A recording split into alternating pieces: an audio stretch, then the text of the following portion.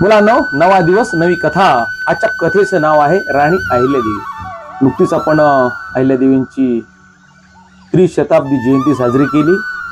त्या निमित्तानं त्यांच्या जीवनातील एक प्रसंग मी तुम्हाला सांगणार. राणी अहिल्यादेवींचा मुलगा असणारा मालोजी हा एकदा असंच रथामधून जात असताना वाटेमध्ये एक गाय आणि वासरू चरत होत. सुंदर असं वासरू, आणि ते चरताना बागडताना रस्त्यावरती आलं आणि या मालोजीच्या रथाखाली येऊन ते वासरू काय झालं, चिरडल्या गेलं. चिरडून ते जागेवरती मरण पावलं आणि मालोजी त्याच्याकडे थोडं डुंकून न पाहता त्यानं रथ तसाच पुढे तो घेऊन गेला. तिच्या मृत वासराच्या शेजारी ती गोल चक्रा मारत थांबली. शेवटी मातेचं हृदय येते आणि थोड्या वेळानं त्याच वाटेनं राणी अहिल्यादेवी होळकर यांचा रथ त्याच वाटेने आला. आणि तो आल्यानंतर त्यांनी पाहिलं की त्या ठिकाणी कुठल्या तरी अपघातामध्ये ही वासरू काय झालेलं आहे, मृत झालेलं आहे. अहिल्यादेवी त्या ठिकाणी आल्या. त्यांनी बघितलं की गाय हंबरते आहे, वासरू त्या ठिकाणी पडलेलं आहे. आणि मग त्यांनी माहिती घेतल्यानंतर त्यांना कळालं की हे वासरू जे मृत झालेलं आहे ते आपलाच मुलगा असणारा मालोजी याच्या रथानं याला चिरडलेला आहे आणि तो न थांबता तसाच निघून गेले. या पुण्यश्लोक असणाऱ्या, या शिवभक्त असणाऱ्या, या हिंदू धर्मावरती प्रेम करणाऱ्या दानवीर अशा अहिल्यादेवींचा खूप संताप झाला.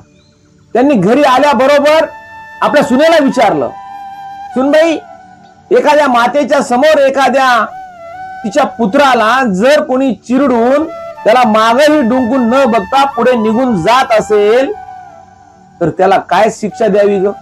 सुनेने सरळ सांगितलं की त्याला पण तशीच शिक्षा झाली पाहिजे. राणी अहिल्यादेवी होळकर यांनी मालोजी नावाच्या मुलाला तशीच मृत्यूदंडाची शिक्षा सुनावली, ठोठावली. ज्याप्रमाणे त्या गायीचं गोंडस असं वासरू तू चिरडलंस त्याप्रमाणे तुला सुद्धा रथाखाली चिरडण्यात येईल.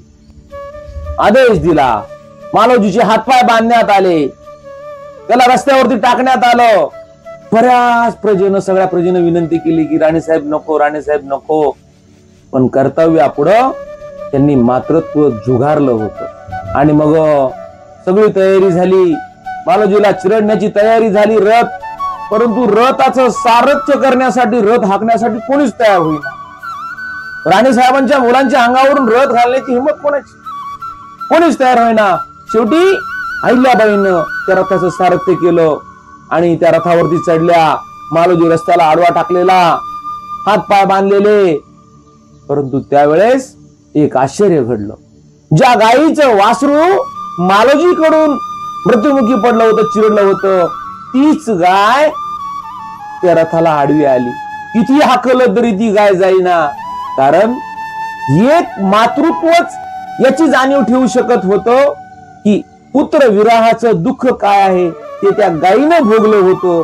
आणि त्यामुळं ती गाय त्या अहिल्यादेवींच्या रथासमोर येऊन घिरट्या घालू लागली, हटता हटाना. आणि शेवटी लोकांनी विनंती केली की राणीसाहेब, एवढी वेळेस त्याला माफ करा. शेवटी त्याच गायीनं मालोजीचा काय केला, जीव वाचवला. काय बोध घ्यायचा रे मुलांना या कथेतून? अरे श्लोक अहिल्यादेवी होळकर या अशा राणी होत्या ज्यांनी आपल्या कर्तव्यापुढं मातृत्वाला मात दिली. अशी जगातील ती पहिली महिला आहे, बरोबर आहे की नाही? स्वतःच्या मुलाच्या कुकर्माची सजा देण्यासाठी पुढे येणाऱ्या या पहिल्या राजकर्त्या आहेत. यांचा आदर्श आपल्याला डोळ्यासमोर ठेवण्याची गरज आहे.